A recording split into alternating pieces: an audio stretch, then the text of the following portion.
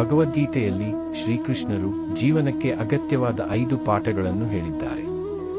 ಅವುಗಳು ಯಾವುದೆಂದರೆ: 1. ನಿಮ್ಮ ಕ್ರಿಯೆಗಳ ಮೇಲೆ ಕೇಂದ್ರೀಕರಿಸಿ, ಫಲಿತಾಂಶಗಳಲ್ಲ. ಫಲಿತಾಂಶಗಳಿಗೆ ಲಗತ್ತಿಸದೆ ನಮ್ಮ ಸಾಮರ್ಥ್ಯದ ಅತ್ಯುತ್ತಮವಾಗಿ ನಮ್ಮ ಕರ್ತವ್ಯಗಳನ್ನು ನಿರ್ವಹಿಸುವುದರ ಮೇಲೆ ನಾವು ಗಮನಹರಿಸಬೇಕು ಎಂದು ಭಗವಾನ್ ಕೃಷ್ಣರು ಬೋಧಿಸುತ್ತಾರೆ.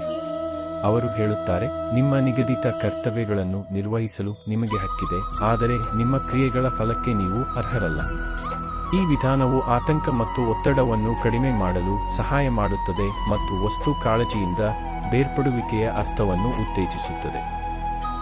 2. ಎಲ್ಲಾ ಸಂದರ್ಭಗಳಲ್ಲಿ ಸಮಚಿತ್ತತೆಯನ್ನು ಬೆಳೆಸಿಕೊಳ್ಳಿ. ಯಶಸ್ಸು ಮತ್ತು ವೈಫಲ್ಯ, ಸಂತೋಷ ಮತ್ತು ನೋವು ಎರಡರಲ್ಲೂ ಸಮತೋಲನ ಮತ್ತು ಶಾಂತತೆಯನ್ನು ಕಾಪಾಡಿಕೊಳ್ಳುವ ಪ್ರಾಮುಖ್ಯತೆಯನ್ನು ಕೃಷ್ಣ ಒತ್ತಿ ಹೇಳುತ್ತಾನೆ. ಈ ಸಮಚಿತ್ತತೆಯು ಜೀವನದ ಏರಿಳಿತಗಳನ್ನು ಅನುಗ್ರಹದಿಂದ ಮತ್ತು ಆಂತರಿಕ ಶಾಂತಿಯಿಂದ ನ್ಯಾವಿಗೇಟ್ ಮಾಡಲು ನಮಗೆ ಸಹಾಯ ಮಾಡುತ್ತದೆ.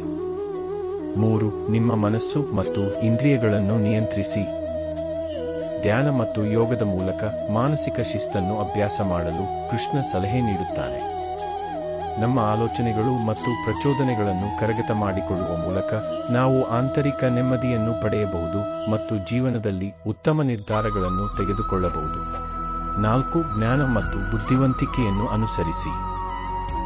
ಭಗವದ್ಗೀತೆಯು ನಮ್ಮ ಬಗ್ಗೆ, ಜಗತ್ತು ಮತ್ತು ಅಂತಿಮ ವಾಸ್ತವತೆಯ ಬಗ್ಗೆ ಆಳವಾದ ತಿಳುವಳಿಕೆಯನ್ನು ಪಡೆಯುವ ಮಹತ್ವವನ್ನು ಒತ್ತಿ ಹೇಳುತ್ತದೆ.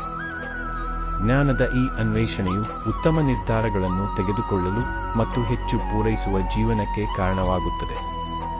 5. ಸಹಾನುಭೂತಿ ಮತ್ತು ಕ್ಷಮೆಯನ್ನು ಅಭ್ಯಾಸ ಮಾಡಿ.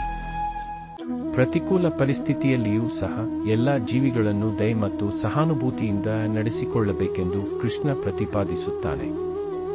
ಸಹಾನುಭೂತಿ ಮತ್ತು ಕ್ಷಮಿಸುವ ಸಾಮರ್ಥ್ಯವನ್ನು ಬೆಳೆಸುವುದು ಹೆಚ್ಚು ಸಾಮರಸ್ಯದ ಜೀವನ ಮತ್ತು ಸಮಾಜವನ್ನು ರಚಿಸಲು ಸಹಾಯ ಮಾಡುತ್ತದೆ.